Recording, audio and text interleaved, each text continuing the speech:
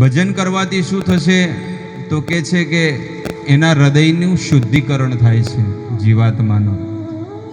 અને જ્યારે કોઈ જીવાત્માના હૃદયનું શુદ્ધિકરણ થાય એટલે એ જીવાત્મા પવિત્ર બની અને ભગવાનના ધામનો અધિકારી બને છે. શાસ્ત્રોમાં લખેલું છે, અશ્વમેઘ સહસ્ત્રેષુ યત ફલમ પ્રાપ્નુનાચ યા નર ચાતુર્માસ્ય વ્રતેશ્રૈવ તત્ફલમ સમવાપ્નુયાત. હજારો હજારો અશ્વમેઘ યજ્ઞ કરવાનું જે ફળ પ્રાપ્ત થાય એ જ ફળની પ્રાપ્તિ માત્ર આ ચતુર્માસમાં જે પુરુષોત્તમ મહિનાનું જે પાલન કરે ને એને મળે છે. પણ એવા યજ્ઞો કરવાનું જે ફળ હોય ને એ તો ક્યારેક નિષ્ફળ પણ બની જાય છે. પણ ચતુર્માસની અંદર જે પુરુષોત્તમ મહિનો આવે અને એ મહિનામાં જો કોઈ ભગવાનની કથા શ્રવણ કરે ને તો એનું પુણ્ય શાસ્ત્ર કહે છે કે અક્ષય પુણ્ય એને મળી જાય છે. અને આવા પવિત્ર માસ એટલો પવિત્ર માસ છે કે લોકો આને મળ માસ કહેતા, અધિક માસ કહેતા. અધિક માસને લોકો મલ માસ કહેતા. મલ માસ એટલે કે આમાં કાંઈ કરવાનું નહીં. એટલે આ સ્વયં આ અધિક માસ છે ને ભગવાન પાસે ગયો અને ભગવાનને કહે છે કે લોકો મારી હસી ઉડાવે છે, આ તો અધિક માસ છે, મલ માસ છે. ત્યારે ભગવાને પોતાનું નામ આપી દીધું કે હે અધિક માસ, હવે તને કોઈ અધિક માસ નહીં કે તને બધા પુરુષોત્તમ માસ તરીકે બધા ઓળખશે. ભગવાનનું નામ જ આપી દીધું પુરુષોત્તમ માસ. અને આ મહિનામાં જેટલી તપસ્યા કરે, અમુક લોકો કેવું કરે કે 4 મહિના સુધી છે ને એક ટાણા કરતા હોય. આજે એવા ભક્તો તમને બતાવું, એવું નથી કે નથી કરતા. તમે મારી સાથે ચાલો, મુંબઈ, દિલ્હી, કલકત્તા, ગુજરાત, સુરત, બધી જગ્યાએ છે કે એ લોકો આ ભક્તિને સ્વીકાર કરી એક સાચા સદગુરુના શરણમાં ગયા અને સદગુરુએ એમને ઉપદેશ આપ્યો. એટલે એ લોકો શું કર્યું? શાસ્ત્રોનું જ્ઞાન લીધું, ગુરુની કૃપા અને આશીર્વાદ લીધા અને શું કર્યું? નિયમોનું પાલન કર્યું. આજે 4 મહિના 5 મહિના જે આ અધિક માસ એટલે એક વધારે માસ કહેવાય, તો 5 મહિના સુધી એક ટાણા કરવાના બધાને. કોઈ કરી શકે? અને એવું નહીં કે એક ટાઈમ અનાજ ખાધું ને પછી બીજા ટાઈમ ફરાળ કરવાનું, ફ્રૂટ ખાવાનું, દૂધ પીવાનું, કાંઈ નહીં. એટલે કે છે કે આ પુરુષોત્તમ મહિનો એના કેટલા દિવસ વીતી ગયા કોઈને ખબર છે? કાંઈ નહીં ખબર. જો એક વ્યક્તિ છે, મને ખાલી એક જ નજરમાં આવે, બીજા કોઈ નજરમાં આવતા જ નથી, બાવરી ફળિયા. એને બધી ખબર હોય, ભક્તિના અંગ વિશે બધી ખબર હોય. બાકી બીજા જેટલા બેઠા હોય ને, તો કે સચિને કેટલા રન માર્યા ક્રિકેટમાં, બચ્ચનના કેટલા ફિલ્મ છે, એ બધું ખબર હોય. એ ખાવામાં શું ખાય, નાસ્તામાં શું નાસ્તો કરે, એ બધી ખબર હોય. પણ પુરુષોત્તમ માસના આજે આ 3જો દિવસ છે. 18 તારીખે પુરુષોત્તમ મહિનો બેઠો હતો અને એ દિવસે હું મંદિરમાંથી બહાર નીકળી ગયો કે બસ હવે ફક્કડ બાબાની જેમ હવે શું કરવાનું છે? ભગવાનના ગુણ ગાવાના છે.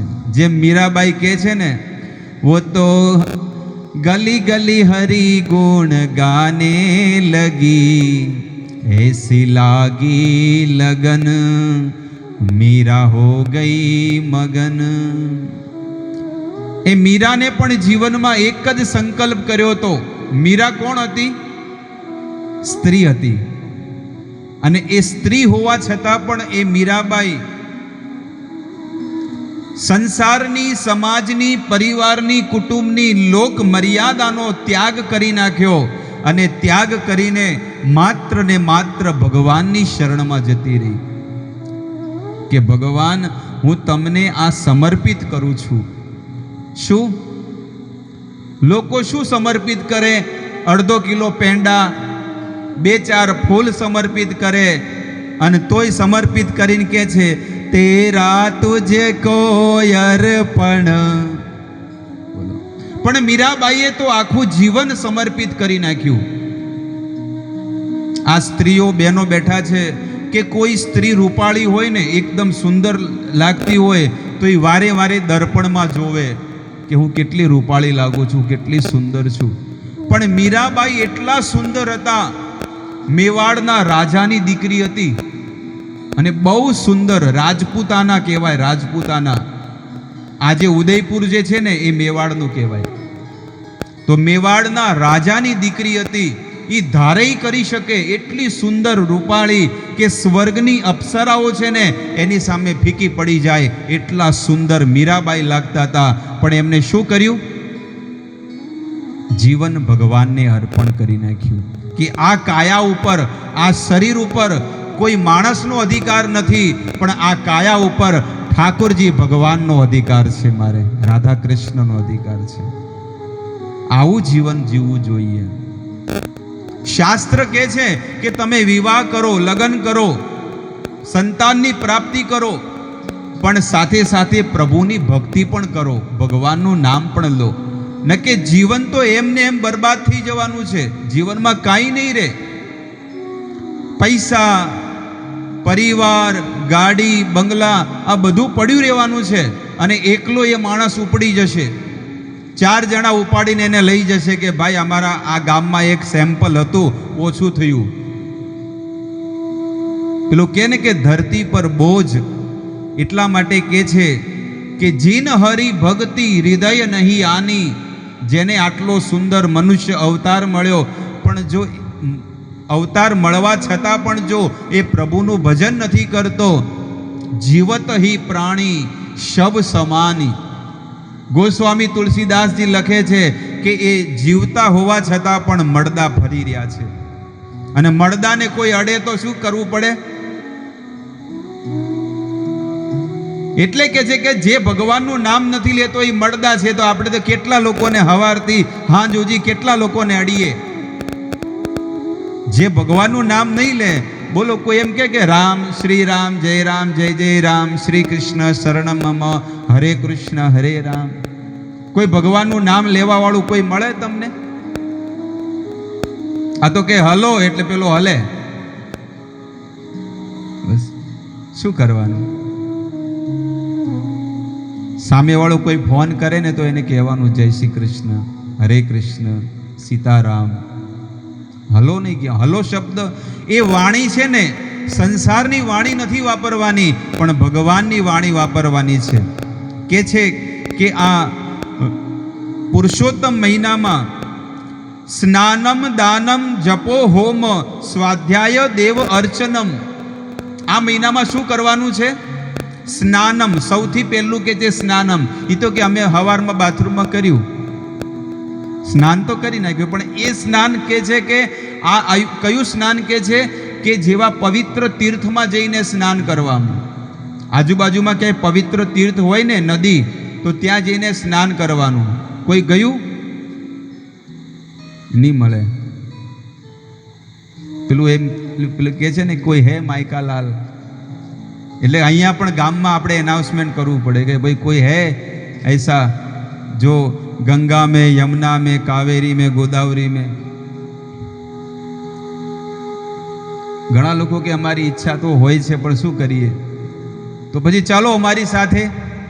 જો તમારી ઈચ્છા જ છે તો ચલો ગંગાજીમાં આપણે જઈએ બધા. પંઢલપુરમાં જઈએ, ચંદ્રભાગામાં નદીમાં, જ્યાં સંત તુકારામે સ્નાન કર્યું, સંત એકનાથે સ્નાન કર્યું, એવા પવિત્ર ધામમાં એ ચંદ્રભાગા નદીમાં સ્નાન કરવું જોઈએ. લાઈન લાગી છે, ભલે મોઢા પર બાંધીને ગયા પણ તોય ત્યાં જઈને લાઈન લાગી છે. ભલે જે થવું એ થાય, પણ જીવન તો બહુ સારું ને પવિત્ર જીવન જીવવું છે. આ કાયાને એટલી પવિત્ર કરો ભજન કરી કરીને. સમજણમાં પડે છે ને? જેટલું ભજન તમે વધારે કરશો ને એટલી આ કાયા છે ને પવિત્ર બનશે. અને આ 1 મહિનો જેટલું પુણ્ય તમારે ભેગું કરવું એટલો તમે કરી લો. કથા સાંભળો, પરિક્રમા કરો, ભજન કરો, દર્શન કરો, આરતી કરો, અને રોજ બધાના ઘરેથી ઠાકોરજીના ઘરમાં ભોગ આવવો જોઈએ કે આજે મારા ઘરેથી ભોગ આવે. એવું નહીં કે નહીં ઓલા 31 તારીખે મારો વારો છે, એ નહીં વિચાર કરતા, પણ આ 31 દિવસ કે 30 દિવસ જે મળ્યા છે ને, એ દરેકના ઘરમાંથી ભગવાનને ભોગ આવે. તમારા ઘરમાં ક્યારે ધનના ભંડાર ખૂટે નહીં, અનાજ ક્યારે નહીં ખૂટે.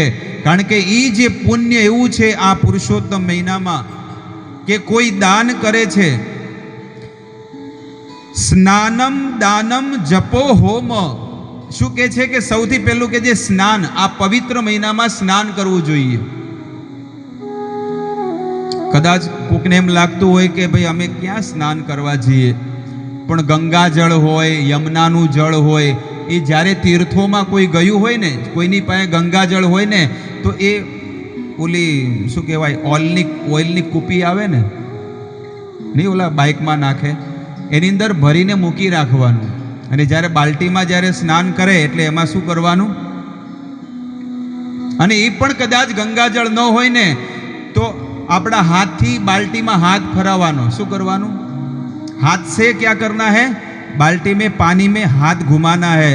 गंगे च यमुने च गोदावरी काशी जितने भी तीर्थ है उन सब तीर्थों का नाम लेकर इहम गच्छामी, मतलब आप यहाँ पर आओ, તમે અહીંયા આવો અને મને પવિત્ર કરો. તો એ બધા તીર્થો આવશે, સ્મરણ કરવાથી આવે છે. એટલી તાકાત છે, સ્મરણ કરવામાં બહુ તાકાત છે. એટલા માટે સ્મરણ કરવું જોઈએ. પ્રહલાદ મહારાજે શું કર્યું? સ્મરણ ભક્તિ કરી. નવદા ભક્તિમાં 9 પ્રકારની ભક્તિ છે, એમાં 3જા નંબરની જે ભક્તિ છે ને એ પ્રહલાદ મહારાજે કરી. શ્રવણમ કીર્તનમ વિષ્ણુ સ્મરણમ, ભગવાનનું સ્મરણ કરવું જોઈએ. દક્ષિણ ભારતમાં, સાઉથ ઇન્ડિયામાં એક ભગવાનનો ભક્ત થઈ ગયો, અને એ ભગવાનનો ભક્ત માનસી સેવા કરતો હતો. ભગવાનની મનથી સેવા કરે તો ભગવાનની માટે મનથી ભગવાન માટે ખીર બનાવી, મનમાં સ્મરણ કરે છે કે ચાલો ભગવાન માટે ખીર બનાવું, કારણ કે ભગવાનને ખીર બહુ ભાવે છે.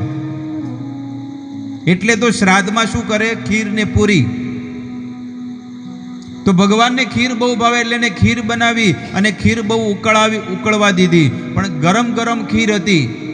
એટલે એ ગરમ ખીર કે કેવી રીતે ભગવાનને ભોગ લાગે, એટલે એને ઠંડી લગાડવા દો, થોડી ઠરવા દો, એમ ઠંડી થાય એટલે. અને એને જોયું કે કેટલી ગરમ છે, આમ જેવી આમ આંગળી નાખીને એની મનમાં ખાલી સ્મરણ કરી રહ્યો છે, અને ખાલી મનમાં આમ આંગળી નાખી રહ્યો છે. રિયલની વાત નથી, પણ શું કરે છે? મનમાં જે આમ આંગળી નાખે કે લાવ જોવું તો કેવું છે, ગરમ છે કે, સ્મરણ કરે છે ખાલી. અને સ્મરણ કરવાથી એની જે આંગળી છે ને બળી ગઈ, લાલ ચોળ થઈ ગઈ, અને તરત જ બહાર કાઢી નાખી. અને હકીકતમાં એ મનમાં સ્મરણ કરતો હતો, પણ એની આખી આંગળી બળી ગઈ. બોલો, સ્મરણમાં કેટલી તાકાત છે. એટલે કે છે કે ભગવાનનું ભજન કરો. જ્યાં સુધી આ કાયામાં આત્મા છે ને ત્યાં સુધી તમે હરિનું નામ લઈ લો. ઉડી જશે ને પછી કાંઈ નહીં રહે. આ કાયામાંથી હંસલો રે, ઓ ચિંતાનો ઉડી જશે. એક દિવસ, 7 દિવસમાંથી એક દિવસ એવો છે કે એક દિવસમાં તમારો જીવ જતો રહેશે. જશે ને કે બધા અમર છે? અમર છે બધા બેઠા. અમારે તો મરવાનું જ નથી, અમે અમર બની ગયા ને. કેટલા લોકોને ઠાઠડીએ બાંધીને પહોંચાડી દીધા, પણ કોઈ માણસ અહીંયા ખંભે લગાડીને કેટલાને પહોંચાડી નાખ્યા, પણ કોઈ માણસ એવો વિચાર કરે કે હું બી આવી રીતે સુવાનો છું.